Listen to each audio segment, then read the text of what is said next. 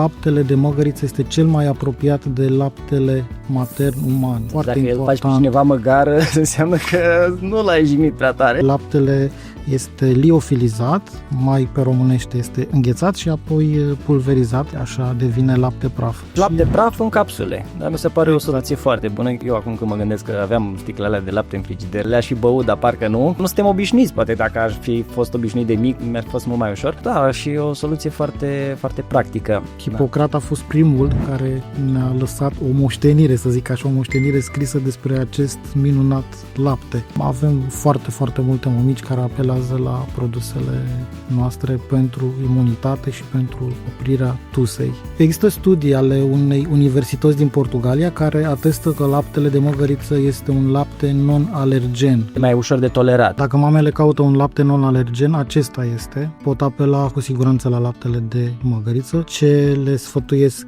pe mame să caute lapte de măgăriță care să aibă buletine de analiză. Consumați cu responsabilitate laptele de măgăriță din surse corecte care nu vă vor afecta sănătatea.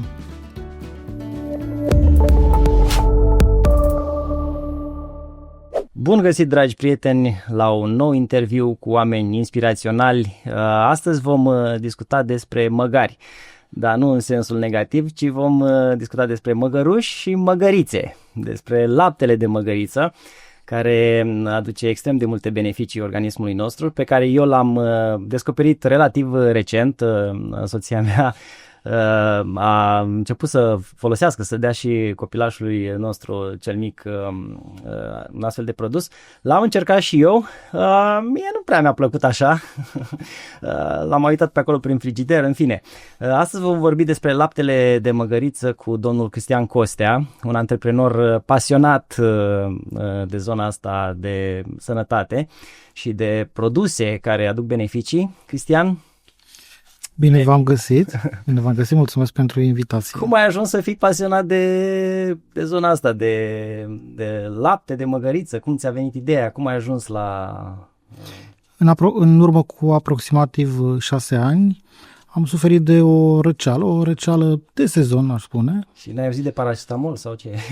Ba da, m-am tratat cu paracetamol, cu absolut tot ce se tratează o răceală, numai că tusea, după 2-3 luni de la răceala respectivă, nu îmi trecea. Era o tuse persistentă. Da, era o tuse persistentă care nu mai dădea pace.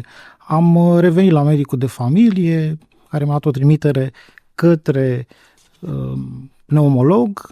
Pneumologul mi-a făcut mai multe investigații, plămânii mei erau curați, nu mai aveam o problemă care să mă facă să tușesc în continuare. Răspunsul acestuia a fost că se mai întâmplă să tușești. Da, uneori și 6 luni după o răceală. Am astfel de întrebări, n-am știut ce să le zic până acum, dar uite, eu o să recomand laptele de măgăriță. Și ai testat? Cum ai aflat? Ți-a dat cineva? Ți-a spus? Părinții mi-au povestit că am mai avut o astfel de răceală cu o tuse ce nu mai dădea pace și când eram copil. Dânsii au încercat să găsească un remediu, până la urmă au apelat la ce auziseră de la părinților, de la bunicii mei. Ce informație așa venită din generație în generație.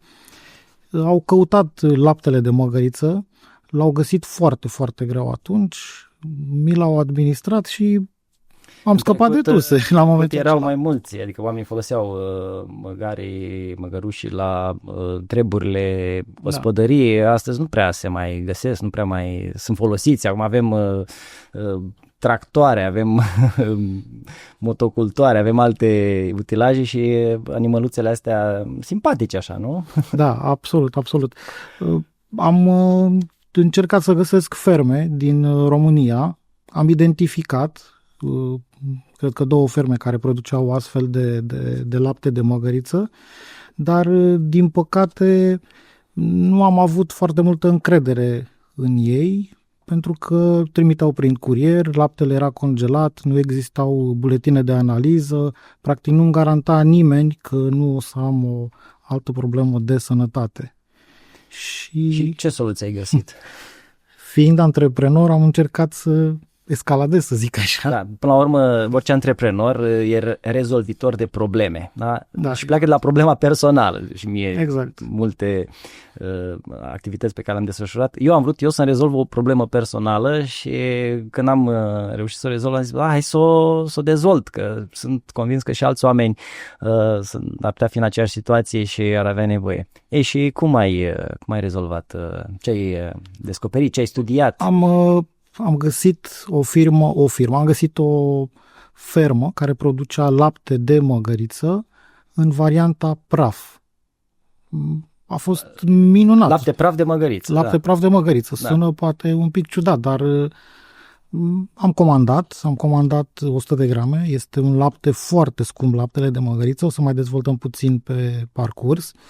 Cu atât mai mult laptele praf de măgăriță este și mai scump, pentru că acesta se recompune cu de 10 ori cantitatea de apă.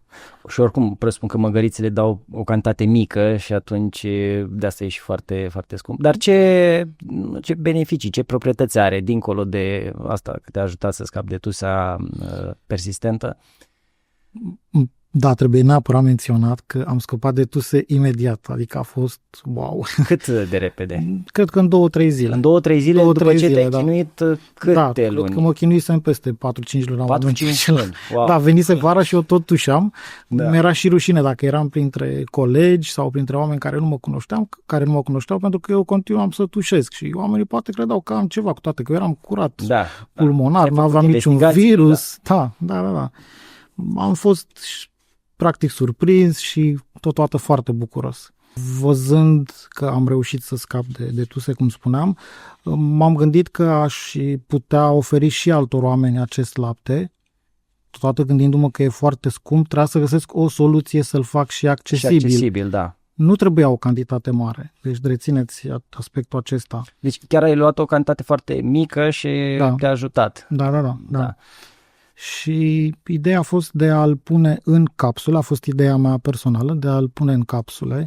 Desigur că nu puteam face acest lucru decât într-o fabrică de medicamente. Uh-huh. Am mers la fabrica de medicamente, am semnat un contract în acest sens, am reușit să aduc laptele. Deci lapte praf în capsule. Dar mi se pare o soluție foarte bună, chiar și eu acum când mă gândesc că aveam sticlele alea de lapte în frigider și parcă le-aș fi băut, dar parcă nu, că nu-i foarte, sau nu suntem obișnuiți, poate dacă aș fi fost obișnuit de mic, mi-ar fi fost mult mai ușor. Da, și o soluție foarte, foarte practică. Dar asta vreau să subliniez. În afară de această tuse sau aceste probleme pe care le poate rezolva, în ce alte zone mai e benefic? Ce alte beneficii pentru, imunitate, pentru... În primul rând acționează pe zona pulmonară. Este dovedit științific că acționează foarte bine pe zona pulmonară. Practic ce știau bunicii noștri că ajută tusea, de fapt știința să demonstreze. Da. El practic ajuta pulmonar. În afară de acest ajutor, practic el conține foarte mult omega-3 și 6. Este foarte omega-3, da, și de multe ori natural. Precizez faptul că laptele sau produsele sau carnea sau grăsimile de la animalele crescute în libertate conține omega-3. Deci sursa noastră de omega-3 nu trebuie să fie doar suplimentele cu omega-3 din capsule de ulei de pește. Da, peștele, sardinele, macroul au omega-3, dar și carnea, și laptele și grăsimile de la animalele care au crescut în mediul liber, în mediul natural. Însă, în momentul de față, laptele de vacă, care e cel mai folosit, din cauza faptului că vacile, pasc, dar multe sunt furajate, stau în medii închise, trebuie să producă o cantitate foarte mare de lapte și nu mai au această sursă de omega-3 în aceeași doză și uite, asta e o soluție. Deci laptele de capră, laptele de măgăriță, chiar e o sursă foarte bună. Un aspect foarte important, măgărușii fermelor de la care noi ne aprovizionăm cu laptele praf sunt crescuți, așa cum a spus și noastră, așa cum ai spus și tu, în libertate, în semi-libertate. Practic ei nu sunt închiși și sunt... Nici n-ar putea, nici nu cred că s-ar adapta. Nici caprele, nici... Da, nu poți nu poți să-ți iei o capră legată, că animale foarte... au o personalitate așa. Da. Și măgăruș, e, cum se zice, e încăpățânat ca un catâr, ca un măgăruș. De ce? Pentru că el are personalitatea lui. Și nu ai cum să-l ții închis. Și da, în afară de omega-3, omega-6 în proporții bune, da? Este de asemenea cunoscut faptul că laptele de măgăriță este cel mai apropiat de laptele matern uman. Este un aspect foarte, foarte dacă important. Dacă îl faci pe cineva măgar, înseamnă că nu l-ai jignit prea tare. Din punct de vedere biologic, da, este cel mai apropiat lapte de... Bine, așa suntem și porci din alt punct de vedere. Nu, această similitudine, mai glumim, dar noi totuși, ca și biologie, ne asemănăm într-o oarecare măsură cu multe din suratele noastre și de-aia poate și atitudinea noastră față de animale ar trebui să fie una mai prietenoasă, mai empatică, să le tratăm cu blândețe, să le mulțumim pentru darurile care ni le oferă, dar ele trebuie să aibă viață frumoasă și da, ne servesc nouă oamenilor, dar trebuie să le tratăm cu respect. Și în sensul ăsta, genul ăsta de produse care ne apropie, da? Și vin la astfel de animale, la astfel de ferme, la astfel de producători care au înțeles și rolul unui tratament bun, asta creează și produse bune, da? Deci un lapte de vacă sau de capră sau de oaie care au crescut în fericire, în liniște, n-au fost stresate, este alt produs decât cel crescut în ferme intensive, unde animalele sunt chinuite. Și asta e un alt aspect, poate nu e atât de palpabil, dar sigur se vede și în calitatea produsului, în factorii, în hormonii care sunt în mod echilibrat, nu animalele chinuite au cortizolul mare, adrenalină și așa mai departe. Da. Ne asigurăm întotdeauna că avem cel mai calitativ lapte posibil și aș vrea să discutăm un pic despre modul în care se obține acest lapte praf, pentru că nu este un procedeu foarte simplu, nici complicat, dar el este patentat de către un singur producător și anume laptele este liofilizat, mai pe românește este înghețat și apoi pulverizat și așa devine lapte praf. Producătorii de... Care e rolul acestui proces? De ce se îngheață și apoi se... Pentru că astfel nu se pierd... vitaminele, exact. Mineralele, da, deci se păstrează... Din punct de vedere biologic rămâne același lapte. Înghețarea, criogenarea este un proces care prezervă cel mai bine nutrienții.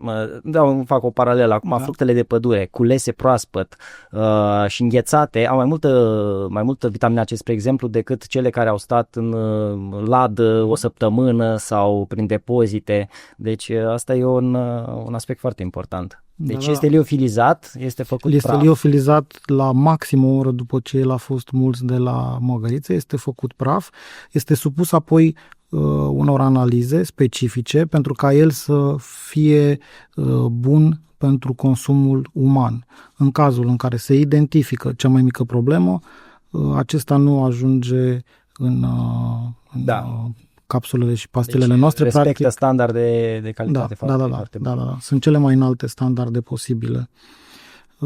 Apoi, după ce el ajunge la fabrica de medicamente, este din nou supus unor analize. Fără aceste analize nu poate intra în procesul de producție. De-abia atunci putem considera, după ce a trecut și după ce a obținut și buletinul de analiză, de-abia atunci buletinul de analiză de la fabrica de medicamente, putem considera că este un produs care poate fi pus în suplimentele noastre. Cine sunt, clienții, cine sunt persoanele care sunt interesate de un astfel de produs, cam ce profil, cui ar fi benefic? Mă gândesc că tuturor. În primul rând oamenilor care tușesc. Este foarte important, oamenilor ca și mine.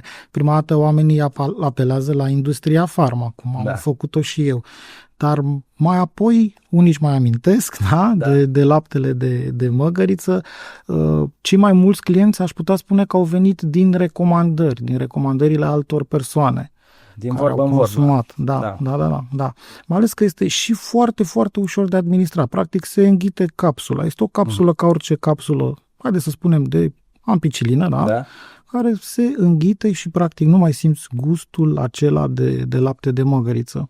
Bine, acum cui îi place, poate să treacă și peste asta sau... Dar sunt puțini oameni, nici eu nu mă încadrez. Da, și mai ales că, așa cum spuneam mai la început, nu sunt toate fermele, nu respectă condițiile sanitar-veterinare, practic trimit prin curier, cum am spus, un produs congelat care nu știi dacă nu cumva a suferit vreo problemă în timpul transportului. E interesant așa că oamenii, mai ales în ultima vreme, își aduc aminte de terapiile de altă dată, când medicina convențională nu prea mai răspunde la anumite nevoi și nu rezolvă o problemă, în cazul tău, în 4 luni, da? Și afli că, uite, ce foloseau bunicii pe vremuri și aceste terapii, zicem, alternative sau care provin așa dintr-o negură a timpului, de la bunici, de la străbunici, de la stră-stră. Cât de departe merge istoria asta? De când oamenii folosesc? Aproximativ 2500 de ani, 2400, 2500. Poate și mai mult, dar nu știu. Poate și mai mult, dar Hipocrat a fost primul care ne-a lăsat o moștenire, să zic așa, o moștenire scrisă despre acest minunat lapte. În epoca romană, mai departe în epoca romană, foloseau laptele de măgăriță, aveau de multe ori probleme pe care nu le puteau rezolva decât cu acest lapte de măgăriță, aveau intoxicații, slavă Domnului, noi nu mai avem astfel de probleme pe care să le tratăm cu laptele de măgăriță, aveau probleme legate de reducerea temperaturii, care nu putea fi redusă chimic, foloseau laptele acesta și, foarte, foarte important, încă de atunci știau că poate ajuta pulmonar, poate reduce tusea. S-a observat în sute de ani, mii de ani de experiență și neavând substanțe chimice, cumva testând, observând, și-au dat mai departe vorba. Adică vorba asta circulă foarte repede. Când tu știi că te-ai chinuit 4 luni cu o tuse și în 3 zile ai scăpat de ea, n-ai cum să nu spui, adică și se duce. Și alții care află și testează și funcționează, pentru că asta, terapiile naturale, terapiile astea, zicem noi alternative, dar el de fapt, astea alternative vin dinainte de astea convenționale, cum ar veni. Deci au proba timpului, au o istorie veche, pentru că au funcționat, pentru că au fost utile și oamenii le dau mai departe pur și simplu, că și-au făcut, au dovedit că sunt utile. Avem pentru totuși, de ce s-a pierdut așa? De ce s-a pierdut de-a lungul timpului tradiția sau... Cel mai probabil a fost mult mai comod să ne folosim de industria farma și eu nu zic că nu ar trebui în continuare, Doamne ferește, trebuie să ne folosim de industria farma, ne ajută foarte, foarte mult, dar este important, la fel de important, să nu uităm că există și resurse pe care Dumnezeu ne le-a dat, da?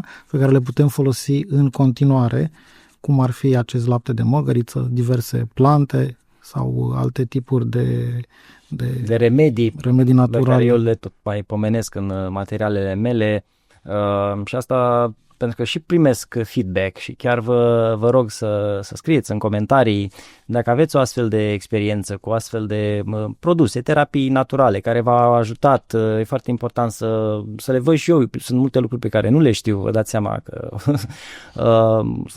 lumea asta e mare și terapii din toată lumea și de la noi și din altă parte.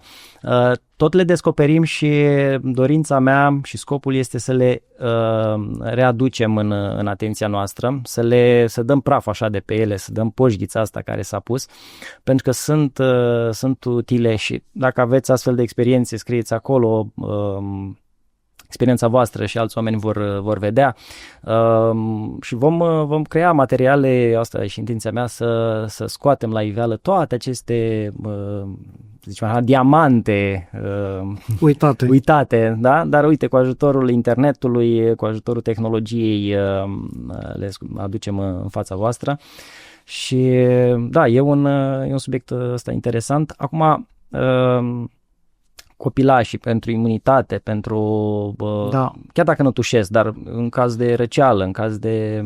Da. S-a dovedit că ajută foarte, foarte mult pe imunitate. Avem foarte mulți clienți, foarte multe mămici și tătici care apelează la produsele noastre preventiv.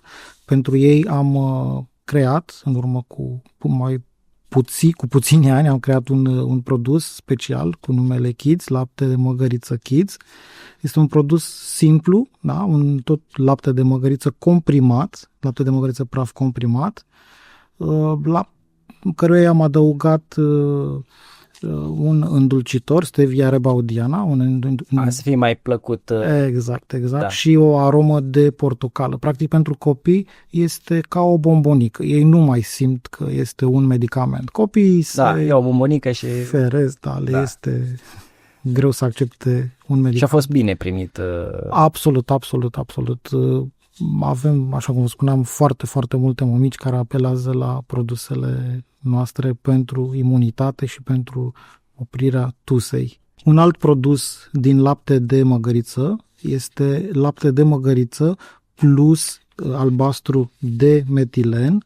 Este un produs care ajută în... Asta chiar e o invenție foarte interesantă, adică e o combinație, că acum toată lumea a devenit celebru la albastru de metilen, mai ales în ultima vreme, și mi se pare o idee foarte bună. Am menținut aceeași cantitate de albastru de metilen pe care îl are un brand foarte cunoscut de la noi de pe piață, la care am adăugat laptele de măgăriță. Practic are două valențe, valența pe care o are laptele de măgăriță, iar cealaltă pe care o are albastru de metilen, ca și dezinfectant, pentru că de multe ori avem problemele acelea în gât, care tot așa nu reușim să ne descurcăm pe parcursul mai multor săptămâni. Și produsul este lansat? Aveți... Da, există toate. Există cele 3 tipuri de capsule și tablete. Deci Kids, albastru de metilen și capsule. Astea normale, da. Astea sunt pentru adulți, pentru... Da. Avem varianta de adult, să o numim așa simplu, varianta Kids și varianta cu albastru de metilen. Unde se pot găsi, probabil că foarte multe persoane sunt interesate. Suntem în majoritatea farmaciilor. Deci ați ajuns deja... Da. Și au succes? Succes absolut, un succes absolut, da. Feedback primiți, testimoniale de la consumatori. Avem o pagină de Facebook unde oamenii ne răspund, avem un telefon pentru că sunt multe persoane mai în vârstă care știu despre laptele de măgăriță și care nu știu să intre pe internet și să comande. Și atunci există un număr de telefon, dacă îl pot spune aici la dumneavoastră. Da, o să-l punem în în descriere, da? Ok. Oamenii acolo... Trebuie să-l și spuneți acum, dar e clar că... 0720 199 199. Este un număr simplu de reținut. Oricum o să-l și notăm.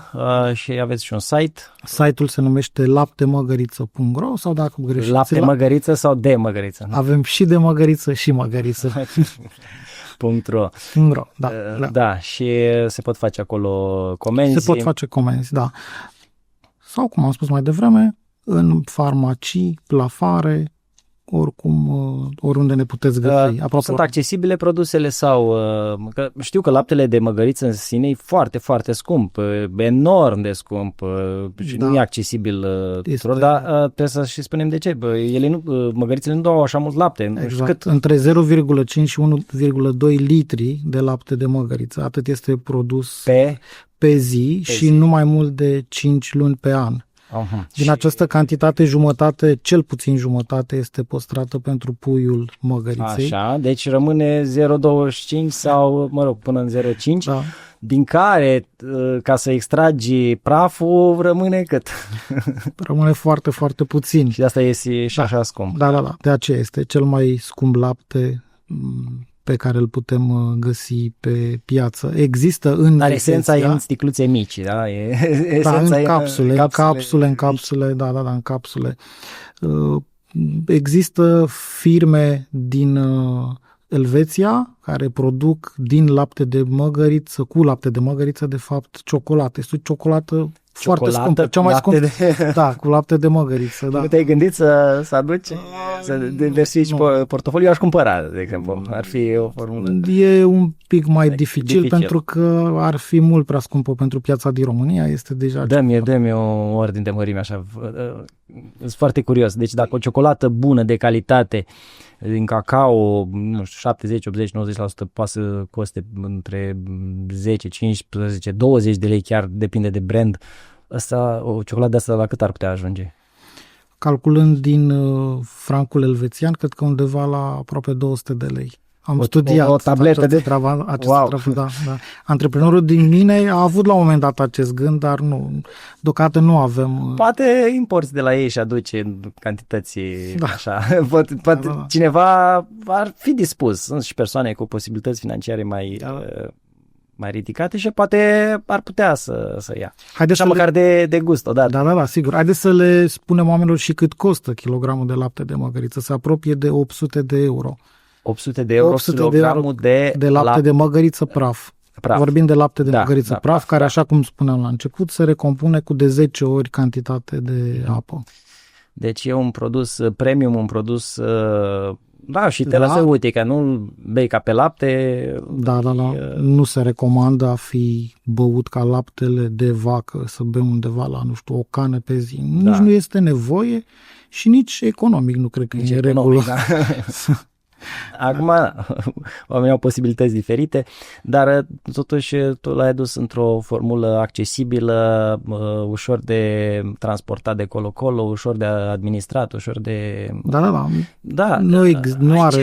Nu are condiții speciale de depozitare, poate fi luat în orice moment al zilei.